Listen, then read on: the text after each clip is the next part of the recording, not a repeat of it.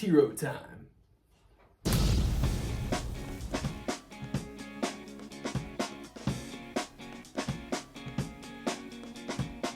What is up today, guys? Today I am friggin' old. Today is my 25th birthday and I decided I'm gonna have some fun. I'm gonna go back to where all this kind of started. And by this, I mean character design and really weird creatures kind of thing. Because I like making weird characters. I like making weird creatures and monsters. I think it's cool. And where did that start? It started with Ben 10, way back when. So now that I'm older, today I'm going to be taking my old Ben 10 original designs and drawing them as Ben 10 characters, full color, all the goods, and trying to do it in a Ben 10 style. But of course, before I can do that, I've got to draw myself as the wielder of the Omnitrix. Let's do it.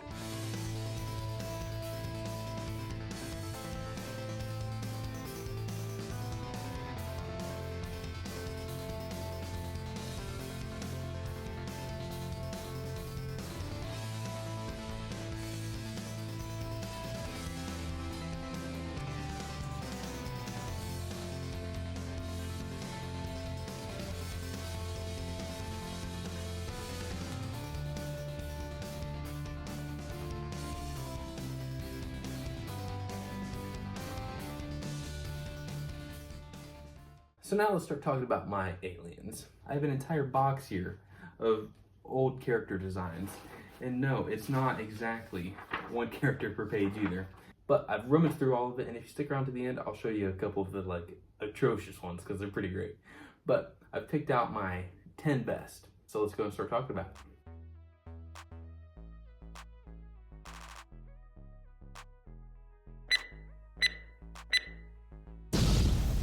Alright, so this first alien's name is Octyice. Now, unfortunately, I could not find my original drawing of him. However, in 8th grade, I made a bit of a graphic novel about 10 of my aliens, and Octyice was one of them. So I can show you a picture of him from this book, and in this book, he does have his original design.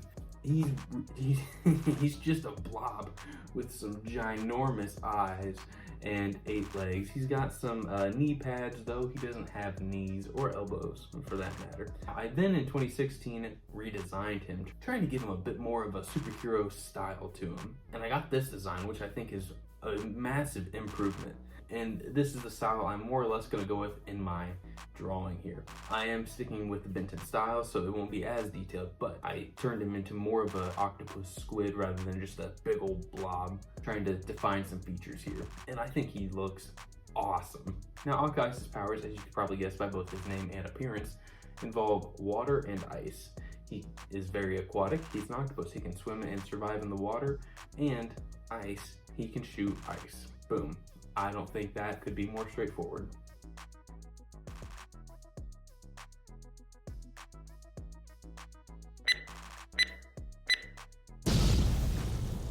My second alien's name is Oops. Now, unfortunately, much like Octyice, I could not find the original drawing, but he also appeared in this graphic novel that I made. And my goal for him was to base him off of a domino. So a domino is a rectangle with a black stripe down the middle, and you got dots on each side, right? That's pretty much what I was going for here with Oops. I tried to block off his head just a little bit, but I still gave it some curves to make it look like an organic character. But then he's got his eyes and then dots all over him. He's got some big teeth, but he's got the black stripe going down the middle with all the dots on each side to show that he's a domino, pretty much. And then I went ahead and redesigned Oops back in 2016, giving him more humanistic proportions, which I actually kind of like. But now I'm going to translate my redesign into a Ben 10 style, which I think works really well, honestly, because the black stripe, it's reminiscent of forearms. Now, Oops, in terms of his powers, he's got pros and cons. Cons, he's very accident prone. That's why I call him Oops. Does not have great luck when it comes to things. He's gonna break stuff. He's gonna trip on stuff. He's gonna get hurt. He's Oops. But he's got some pros. Teeth, they can bite through anything. The only con with that is you gotta taste whatever you're biting through. So if you want to bite through a wall, you gotta taste the wall. But the dots on him are also not just for aesthetic. They have a power. They can glow. Oops' powers are bite through anything and he can glow. But I probably don't dial him up on the Omnitrix in dire situations because he has such bad luck, because he causes accidents. So it's more like, if I get him, I'll make the best of it. But this is Oops.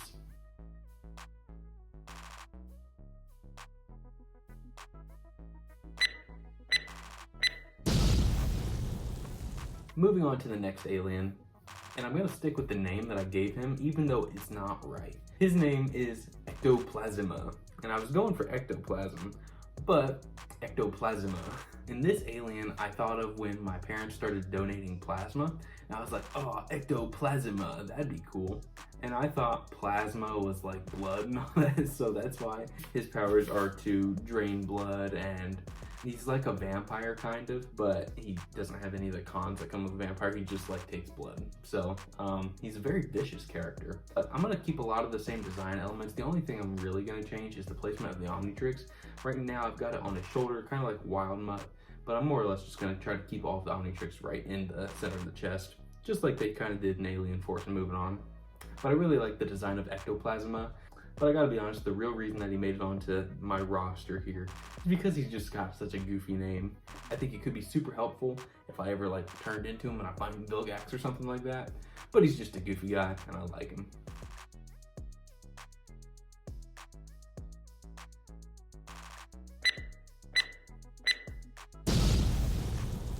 This next one here is my fire type, my fire alien, if you will, and his name is Ghostfire. When I designed him, I gave him the name Ghostfire, and then I guess I changed it to Inferno, but I'm gonna go back to the name Ghostfire. That feels the most Ben 10 out of those two names. And Ghostfire here has a black, white, and blue color scheme.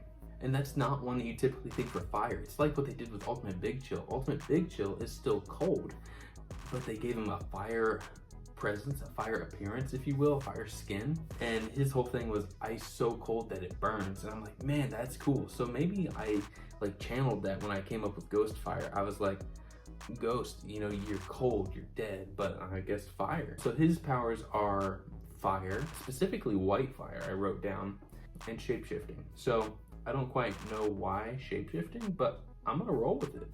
Hey, I mean, you know, 10-year-old me had plans for Ghostfire, I guess, and those plans involved shapeshifting. But he's one that's always stuck with me. When I just, like, am reminiscing about creatures and aliens that I made, Ghostfire's always right there in the front of my mind that comes up, and I'm like, man, you're just cool. So I think the only thing I'm really gonna end up changing about him is his proportions. I'm gonna make him just a little bit thicker, give him more of an upgrade-esque body type.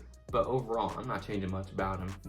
The Omnitrix is currently placed on his like forearm, so I'm gonna move that to his chest. But other than that, I really like this design. And he's got like fire toes, that's cool.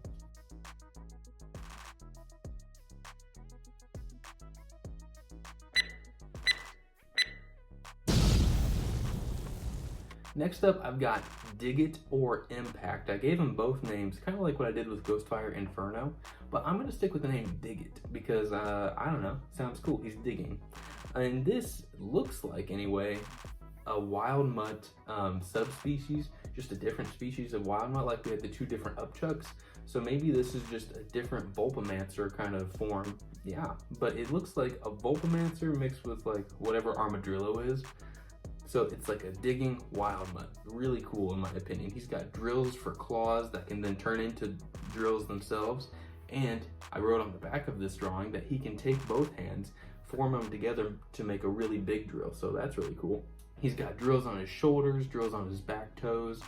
The only thing that I'm gonna change is that random blue disc on his forehead. I'm gonna turn that into a drill that's shaped like a horn. That way he's got like a rhino type of build, and he's just like a tank with drills, and I think that's super awesome. I am gonna also replace the blue strips on his arms, make those orange, kind of keep the Wild Mutt kind of color scheme going on, and I'm gonna change the white suit to black. I don't know, I think that'll just help break it up a little bit. But overall, even though I did kind of play with this one more than I did like Ghostfire or Extoplasma, I'm still a huge fan of Dig It.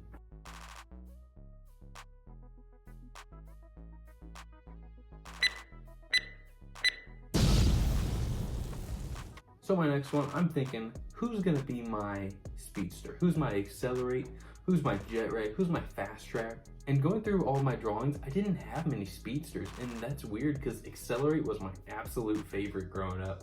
And even one Halloween, I had my mom make me an accelerate costume, and I dressed up like him, walking through the campgrounds or whatever. That was quite something. I don't have many speedsters. Now, I did find this guy named Voodude, and I'm gonna alter his name just for the sake of it sounding more Ben 10. I'm gonna call him Voodude.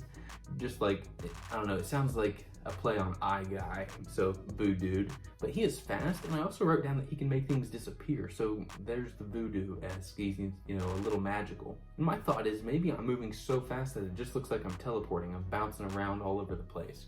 And I'm thinking maybe my green, like, magical claws or whatever can, like, touch things and give them the power to also transport out of places. So I don't know, maybe Voodude would be a really good one if I'm ever trying to get myself out of somewhere or get someone or something out of somewhere. So like, I don't know, let's keep using Vilgax. So like Vilgax is attacking, I gotta get out of wherever I'm at. I just turn into Voodude and boom, it's like I wasn't even there.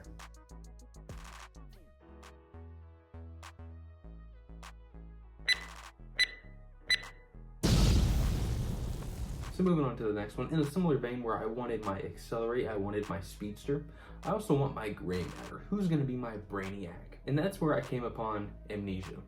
Now Amnesia only has like kind of one real character design that I really like, and that's his double arms conjoined at the elbows. And I remember drawing that, I'm like, man, at the elbow, that's where it pivots and both arms spin in a circular motion, creating like a hypnotic trance kind of thing, where he can control people, he can wipe memories, he can brainwash, he can implant false memories, he can do whatever he wants, really. He's all about brain power. So his power isn't necessarily that he's smart, though it does amplify my intelligence, but it is all about handling a situation without fighting. That's what Amnesia's about. Not the actual Amnesia, my alien Amnesia. But I really like him. He's a weird little, I don't know, he's almost a little creepy kind of thing if you think about it. But I like him.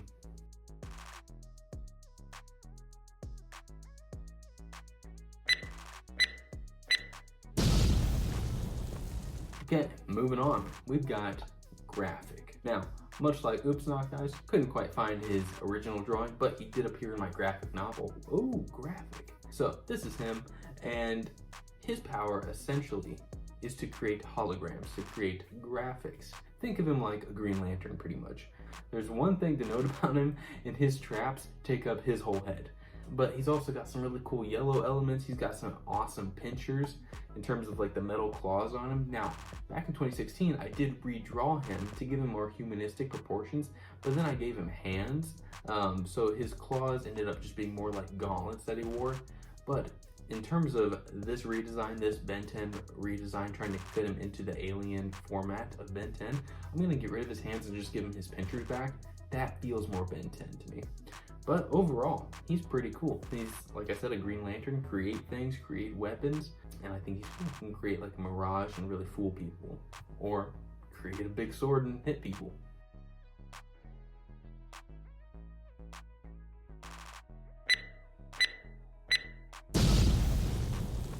This next one here you guys have actually seen before. This is Decade.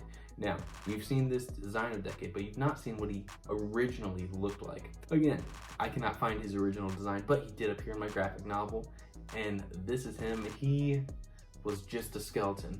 Now, his whole thing is he can use his ribs as extra arms. He's got 2 real arms and then 4 ribs per side, therefore 10 arms, therefore Decade 10. And he's kind of decayed as a skeleton. Now, this alien species has the bones on the outside. That's why he's like a living skeleton. Now, I did redesign him, much like a few others of these aliens, back in 2016, and that's where he got this like super glow up. He got all this like charred, decayed muscle built up all around him. He got the spikes on his shoulders. Really made him a beast of a skeleton. And I think that's really cool because a lot of times you're like, oh man, skeletons are kind of fragile, they're real frail, but this one is a beast. And again, his ribs connect to his spine on his back, so he can just like unleash them. Think of him like a Doc Ock or something like that. He's got tentacle ribs that he can just unleash and use as extra arms. So Decade is a force to reckon with.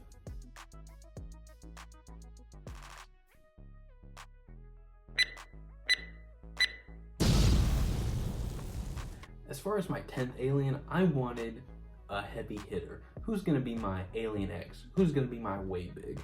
Now, rummaging through and searching through my bin here of all my characters, couldn't really find one that stood out to me as like, this is the guy. This is the ultimate secret weapon.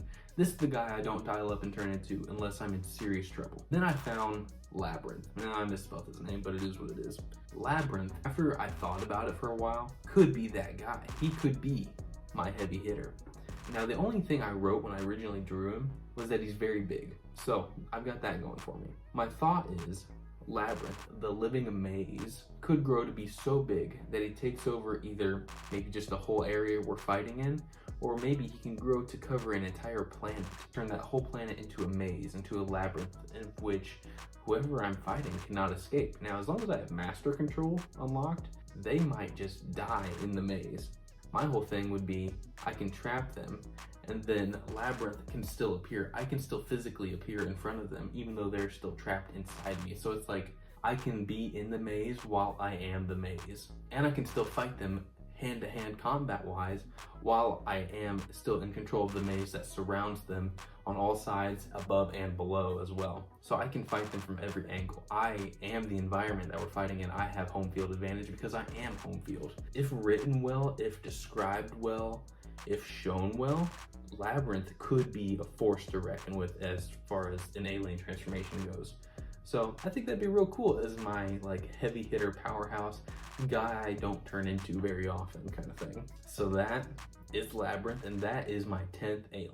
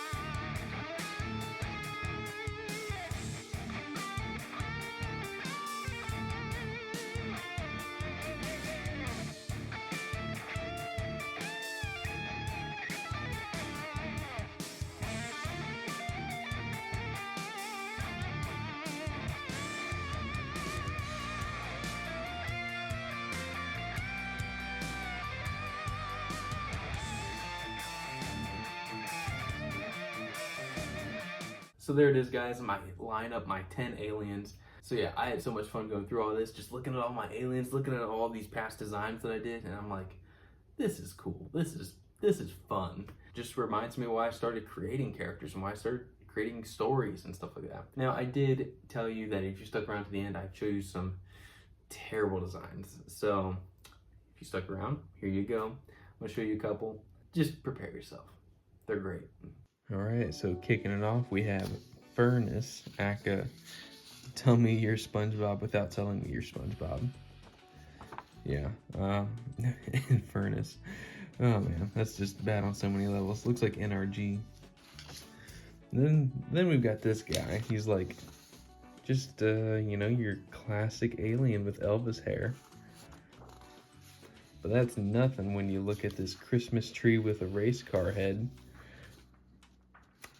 That's certainly something.